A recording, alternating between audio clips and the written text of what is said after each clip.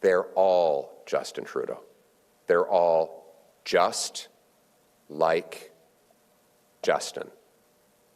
In the next election, I will be running against Justin Trudeau. Whether his name is Justin Trudeau, or his name is Chrystia Freeland, or Carbon Tax Carney, or Carbon Tax Clark, they will all be Justin Trudeau. This is an absolutely strange and bizarre time for Canada. We have no leadership and we're on the brink of quite literally going completely bankrupt. According to a conversation that happened between Justin Trudeau and Donald Trump in Mar-a-Lago, we've only heard Trump's side, but if Canada doesn't get subsidized by the tune of $200 billion from America, Justin Trudeau allegedly said to Trump that our economy is going to collapse. And we are just days away from 25% tariffs being implemented with no leadership. This is absolutely insane, which is probably why you have Justin Trudeau that's being taken to court and sued over prorogation in this very turbulent times. Welcome back to the channel. Welcome back to another video, everybody. Before we get into it, I do want to encourage you all to hit the like button and subscribe if you haven't already. It does really help grow the channel.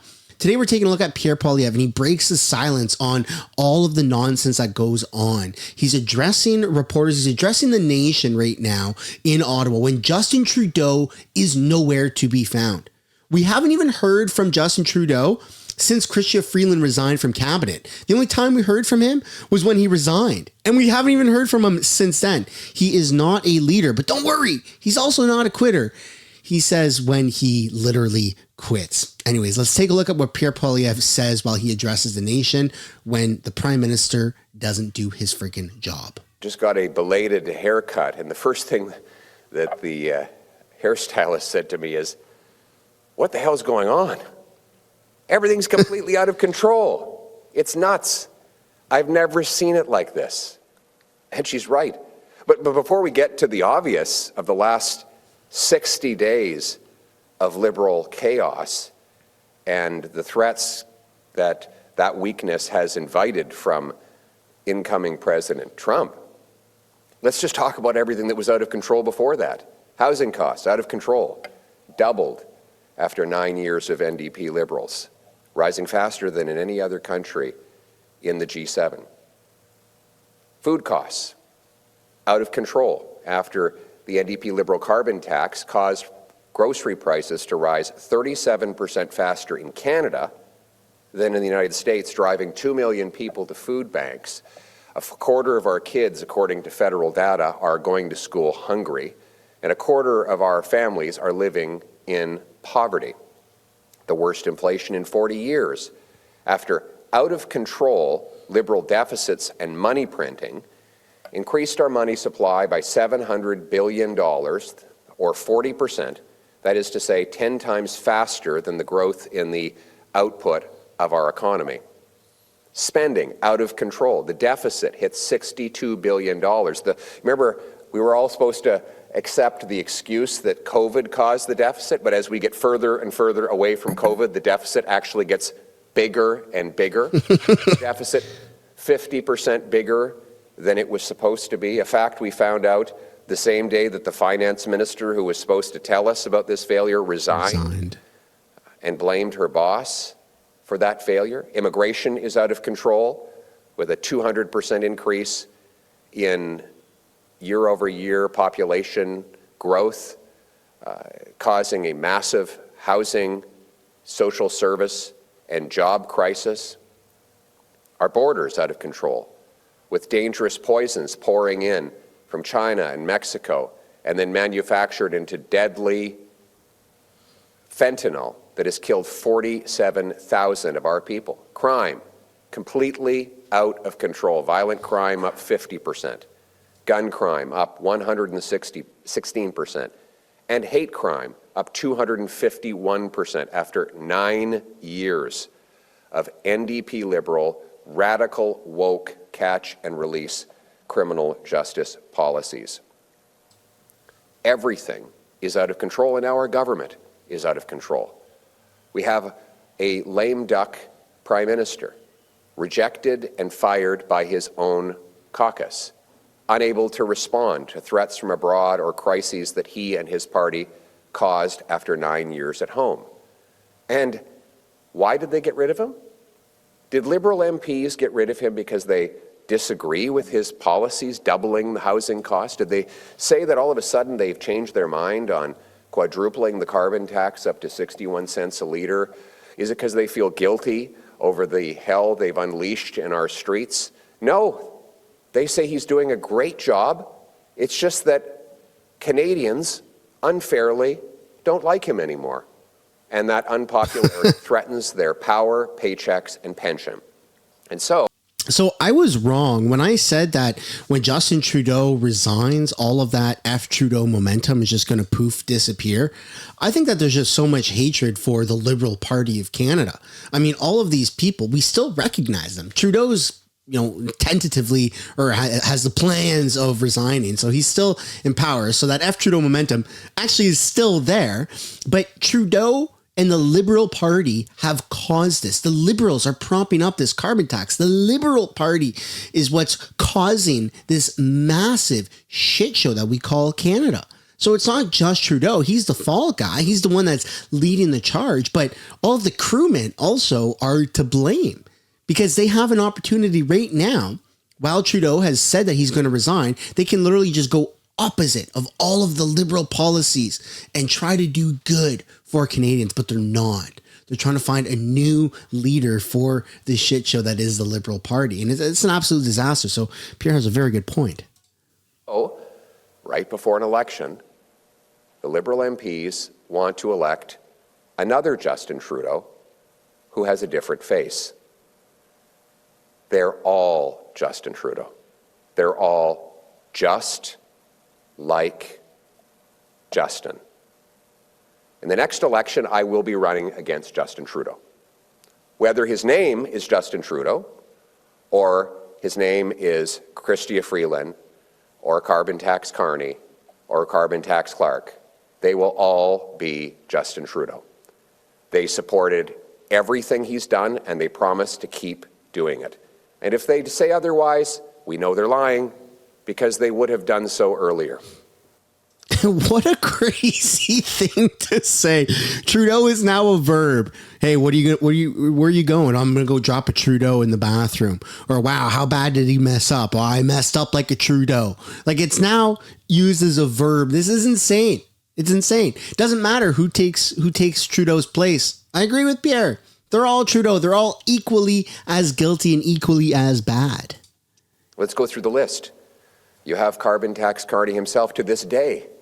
He's on the Liberal website as the Chief Economic Growth Advisor to Justin Trudeau. He hasn't even resigned from that position after Justin Trudeau has resigned himself as the leader. Presumably then, Carbon Tax Carney supports every single economic policy that has given us the worst decline in per capita GDP of any G7 country, that has doubled our debt, that has taxed our people, that has destroyed our productivity. Oh, there's one disagreement. Carbon Tax Carney doesn't think that Justin Trudeau is spending enough on heat pumps. That's the only disagreement we can find so far between Mr. Trudeau and his top economic advisor, Carbon Tax Carney. Then you have Carbon Tax Chrystia, who stormed out as finance minister the day she was supposed to introduce the fall economic update, which would show our deficit 50% bigger than she had promised only 6 months earlier. She suddenly said she objected to the costly political gimmicks on which Trudeau had been spending money, gimmicks that she had publicly supported only weeks earlier in explicit boosterism on the floor of the House of Commons. She claims now she has some disagreement with the deficits that she ran. She disowns her own economic policy. Wow. Well, she didn't do that on principle because she stayed on as finance minister months after she learned the deficit was bigger than she had promised, weeks after she learned the Prime Minister was throwing $4 billion away on a temporary tax trick and gimmick. She only announced she would resign after she learned she was fired. It was all about her. That's why they call her carbon tax Chrystia. And then there's carbon tax Clark. She's the queen of the carbon tax in British Columbia. She was the carbon tax queen before Justin Trudeau even got the idea. In fact, the stars have really aligned for Pierre Poilievre. I mean, oh my goodness, he's the right guy at the right time in the right place to go up against Justin Trudeau. Way better than if this was like O'Toole or something like that, right? And then just the names, they're all starting with C's: Carney, Chrystia, and Christy Clark or whatever. Like they're all carbon tax, so on and so forth. This is hilarious. Absolutely hilarious. This is master level trolling by Pierre. she might even have been the inspiration. Of course, BC had the first and the worst carbon tax. And carbon tax Clark bragged, and you can look up the quote here, bragged that BC's carbon tax was the highest in North America and that it was twice as high as the federally imposed carbon tax. So they're all Justin Trudeau. They're all just like Justin. So what are they fighting about? Given that they agree on all of the same disastrous economic policies, they're fighting for themselves. Liberals are putting Liberals first. It's time to put Canada first. Given that all of them are the same, all of them are just like Justin, let's get this decision out of the way. We need certainty now. We cannot wait. I'm calling on Justin Trudeau to do what he has the legal power to do. He can do it without his caucus supporting him. I'm calling on him to walk to Rideau Hall and announce that there will be an Axe the Tax election now, so that Canadians can take back control of their lives and country. The choice will be simple. Either the NDP Liberals, who tax your food, punish your work, double your housing cost, unleash crime and chaos and weakness on the world stage, or common sense Conservatives who will axe the tax, build the homes, fix the budget, stop the crime, and put Canada first. We will take back control of immigration, take back control of spending, take back control of our borders, take back control of inflation, taxes, and interest rates. Take back control of the country that we knew and still love, and we will put Canada first. We will stand up and we will state clearly that Canada is a sovereign and independent country, that we will protect our integrity as a nation through strength. First of all, this means a strong economy. We need a massive bring-it-home tax cut, lowering taxes on work, investment, energy, and making stuff in Canada will bring home billions of dollars of investment and paychecks, but will also make us more economically independent and less vulnerable to threats from abroad. Second, we need a prime minister who can make the case to our economic allies on the ground in America. To go to the American workers in the Midwest and their union and business leaders and say, how many jobs are you prepared to lose by hitting Canadian energy with tariffs, energy that we sell to America at discounts that create six-figure jobs for American workers? How many of those people will go out of work?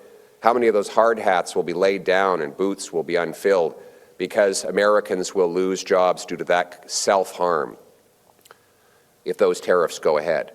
We need to go to American home builders and say, we can help you build more affordable homes if your government would stop tariffing our softwood lumber.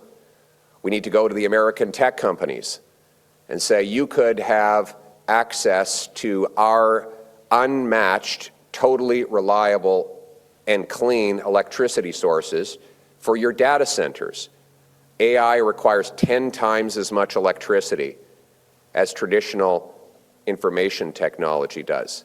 We have the most uranium for nuclear centers.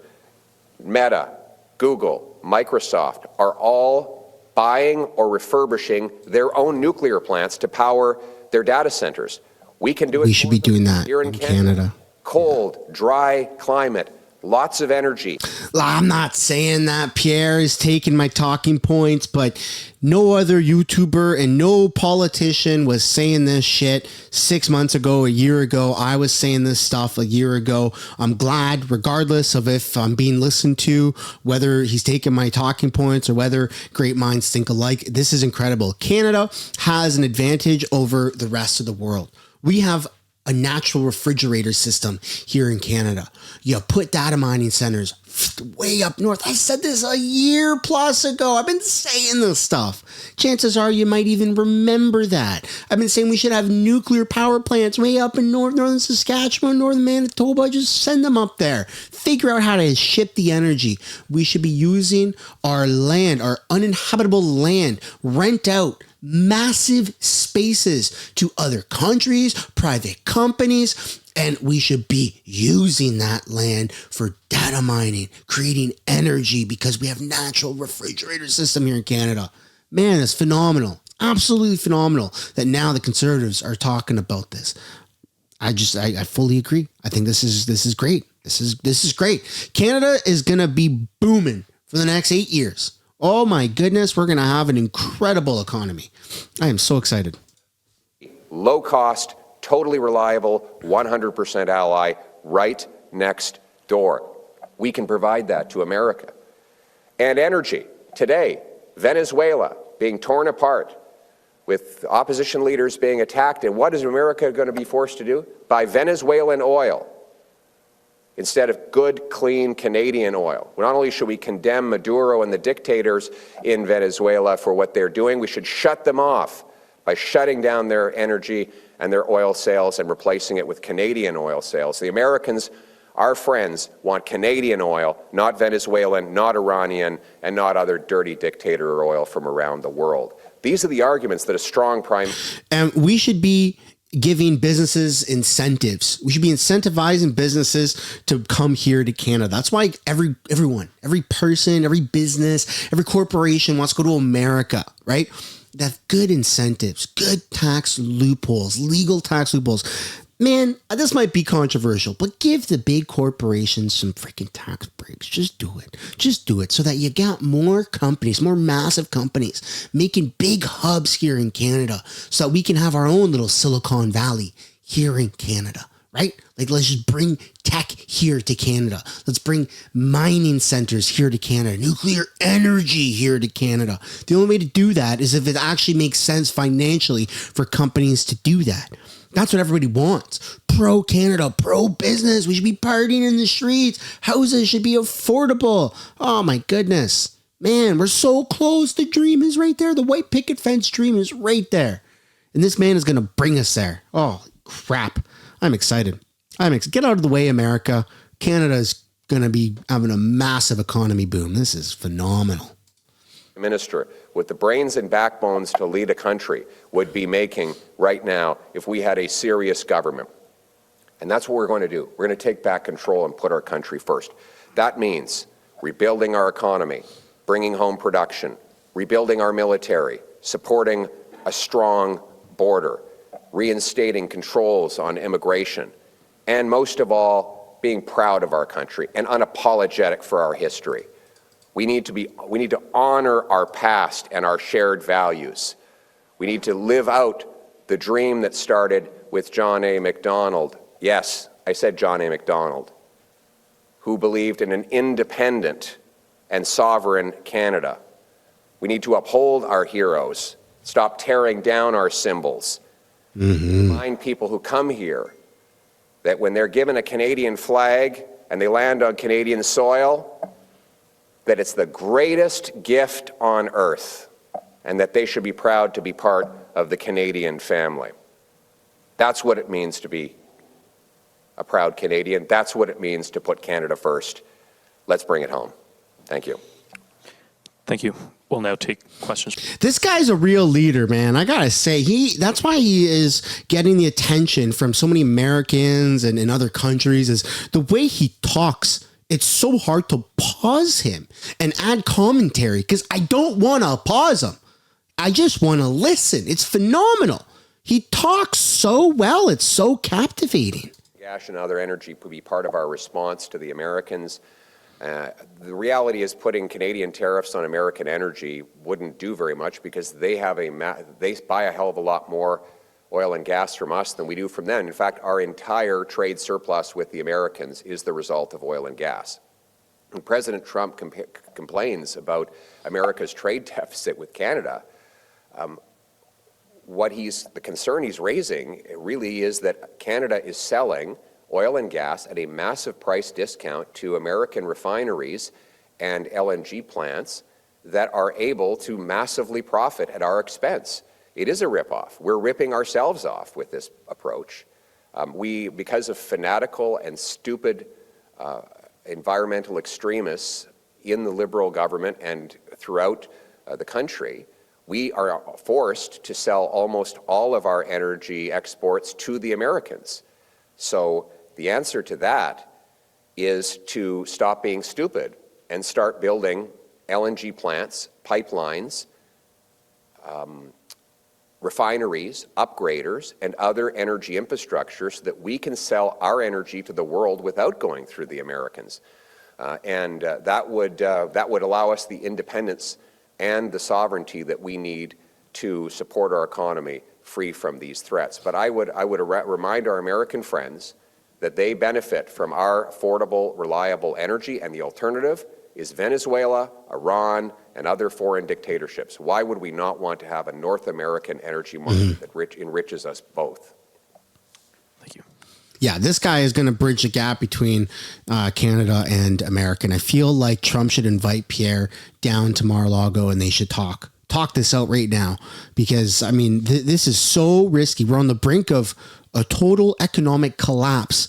And what Pierre's talking about is just phenomenal. We should be providing America with the cleanest stuff and at good quality prices. We shouldn't be talking about tariffs, not between Canada and America. Come on, we're neighbors, for crying out loud. We don't need a war. We don't need an economic war. We don't need this ego crap. No, Pierre's going to fix this. I got confidence in Pierre. Next question. Hi, Mr. Poilievre, Turia, Isri Global News. You spoke of the need to speak to our American allies to make the case against tariffs. So who have you spoken to directly since Trump's threat? And will you be reaching out to American lawmakers and business groups even before becoming Prime Minister to do what you say and put Canada first in English and French?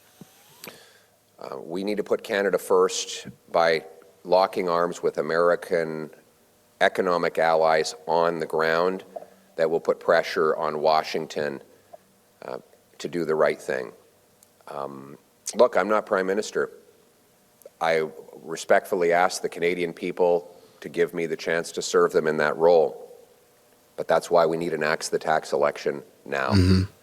I need the mandate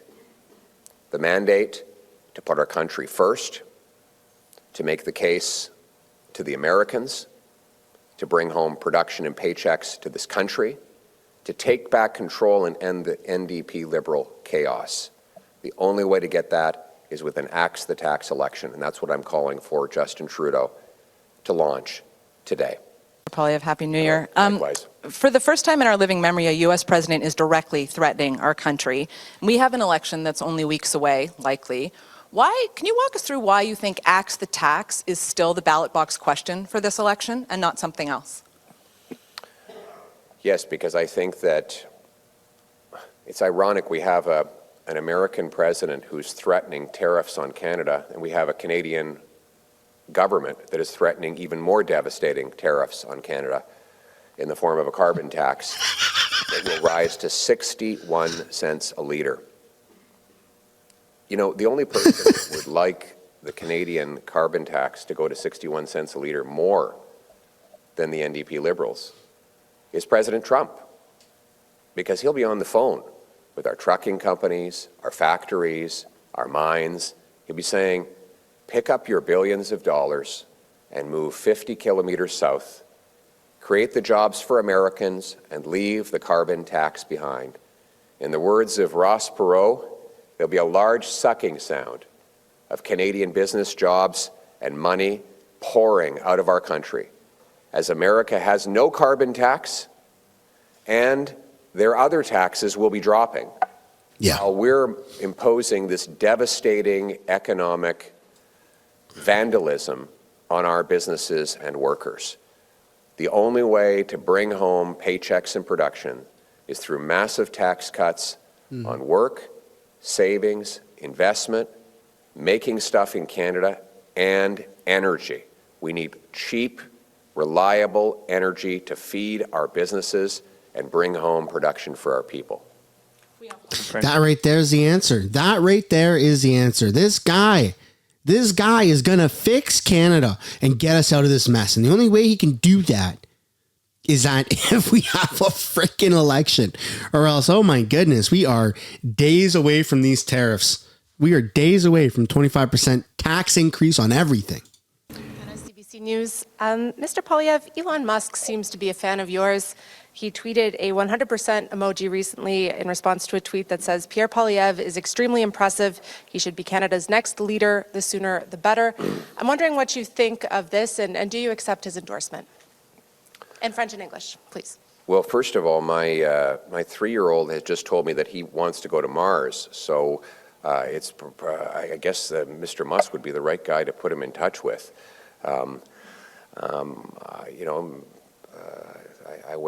The fact is that it'd be nice if we could convince Mr. Musk to open some of his factories here in Canada. Yeah, create that'd be awesome. High-paying jobs for our people.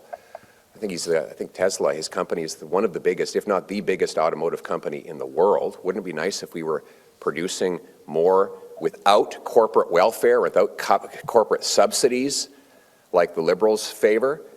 We had more of that production here in Canada. I think that would be fantastic. So if I ever get a chance to meet Mr. Musk, what I would say is, how do we make this an economy where we bring home hundreds of billions of dollars of investment to Canada so that our people get the paychecks? And why is it that after 9 years of NDP Liberals, it's Americans that are getting all the paychecks and all the growth? What is it that NDP Liberals have done wrong to drive these hundreds of billions of dollars out of our country? Okay, that right there is probably the perfect answer. Okay, I don't know if this went over some people's head, but if he ever had the chance to meet Elon Musk, he would be saying, Elon, what do we have to do to get you to come here? You tell us what you need from us, from Canada, to come here. That's the way you do business. That's the way. You give the man who's producing jobs, you give the man who's injecting billions, hundreds of billions of dollars into economies, that option to figure out what he needs from a country.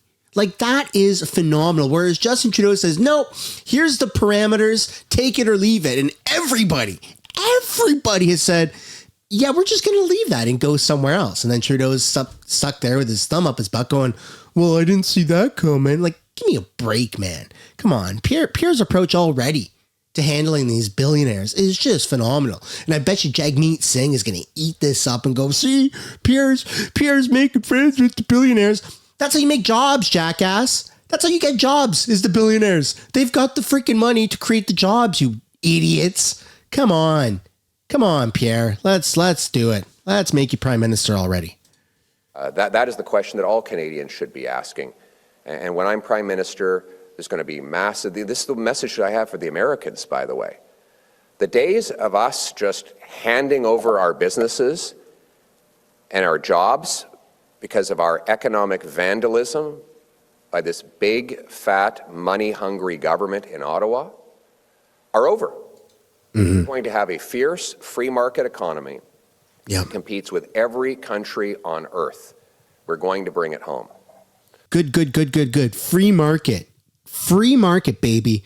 Oh my goodness, I'm so excited for Canada. I'm so proud to be Canadian. This guy makes me feel so proud to be a Canadian. I feel like a lot of us lost that during Justin Trudeau. Oh man, a lot of people left. A lot of people are thinking about leaving. This guy is bringing back patriotism, and it's phenomenal to see. That's the end of the speech, everybody. Holy smokes, I am feeling more patriotic now than I was 20 or 30 minutes ago. Let me know down in the comments what your favorite part about that speech was. That's the end of the video, folks. If you haven't yet already, I'd like to encourage you guys to hit the like button and subscribe to this channel, and I'll see you guys in the next one. Bye for now.